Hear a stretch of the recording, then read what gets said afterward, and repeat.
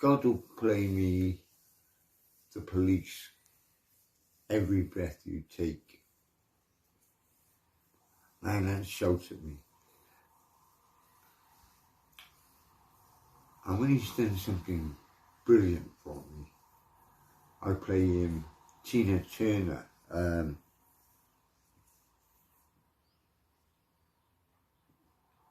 Simply the best. And if I do something brilliant for God, he plays it to me. It's like our song. It's great.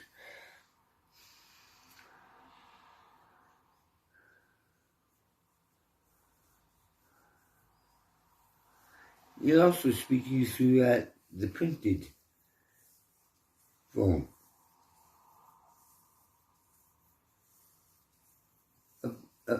A word, a sentence, a story in a book, a magazine, or an article in a newspaper, a letter.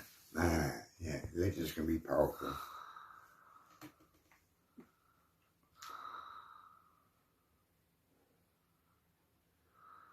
He can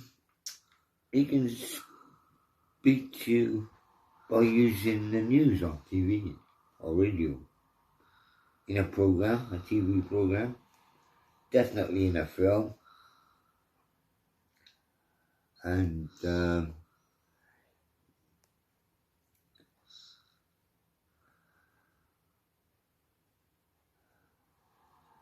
it'll trigger a train of thought or give a memory. You'll have a memory, and that's what the story or the article or the music does. It'll give you a train of thought that may be coming from God, or a memory that he's hidden until this moment. Brilliant. You recognize yourself in a film or a book. You be a character in the book, and probably you'd be like me, the hero with the woman who wins in the end. Yeah, you recognize yourself as that hero, and you get the girl every time. Amazing.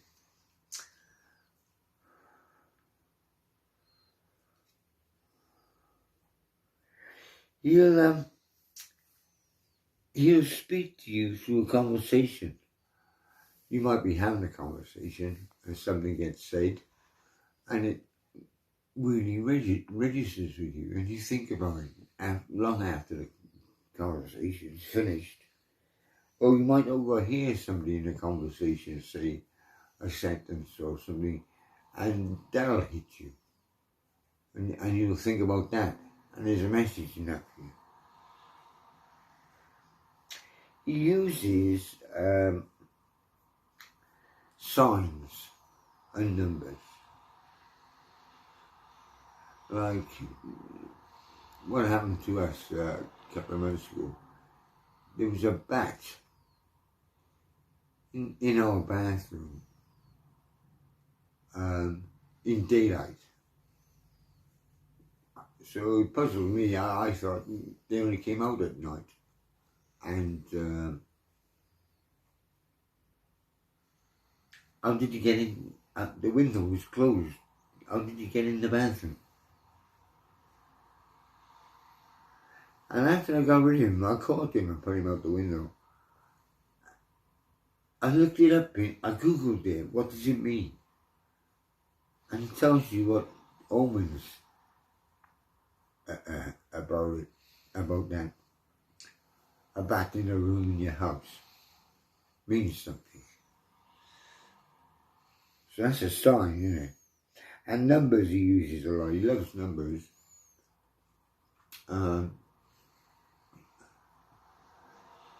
You'll be seeing it all the time, every day, a couple of times a day, on the TV, on a passing lorry. You see numbers, the same number every time. And you can look that number up in Strong's Concordance. You can also get an app, Strong's Concordance, and it'll give you the meaning of it. He has a very dramatic method of speaking to you.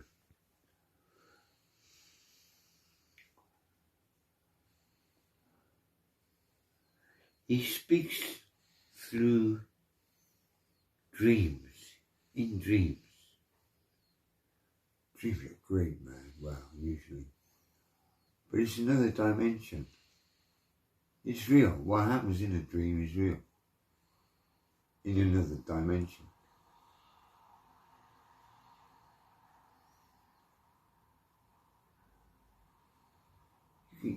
I have such beautiful dreams, brilliant dreams. And I've been awake in a dream. And I had all these powers because it was a dream. I could fly like Peter Pan.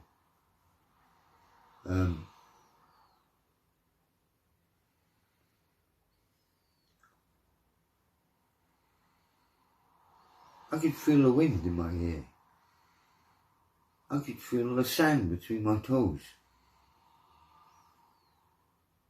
I could feel being touched. If somebody touched me, I could feel it. It was real. I was awake in a dream, and it was fantastic. I could do anything you could possibly do in a dream. And I did a few things. I can't remember. I was there quite a while. It was like a treat from God. It was like a reward for something. Brilliant. I've had bad dreams as well. Visions. Yeah. One of the visions that stand up for me was I was lying in bed with my wife about to go to sleep, and we were smoking a joint, and I was just sitting there smoking, quiet, and this emerald green hummingbird came right in my face for a second or two and then disappeared. It was so real, man, so vivid.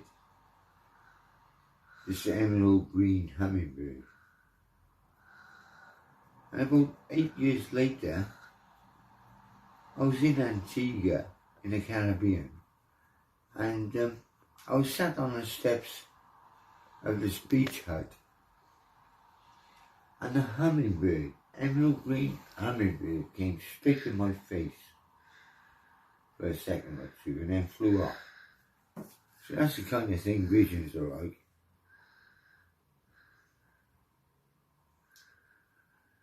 And then he sends his messengers, angels. You gotta be wary of angels. I didn't realise this myself till not long ago. You must be wary of angels. Satan has dark angels who pretend to be from God.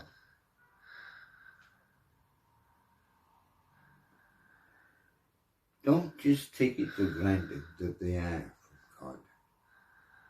Question them. Think about what they say. Is it good or bad? 17 minutes. And Satan can appear as a white angel. So beware.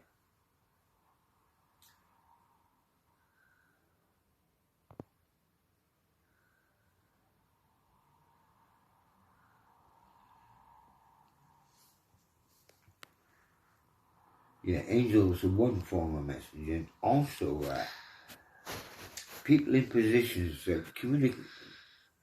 People who communicate a great deal about something, some subject or field, and they're very good at it. And they're intellectual. They're super intelligent, and they cover different fields like psychology, philosophy, science, like physics or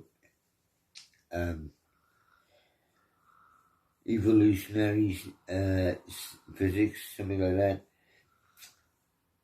So scientists and some people who are hosts on a show, a TV show, their show, they're the host and they interview people and bring things to your attention. God uses those a lot.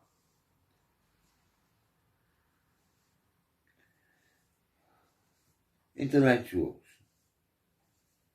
thinkers, all these are on the internet and I watch them nearly every day.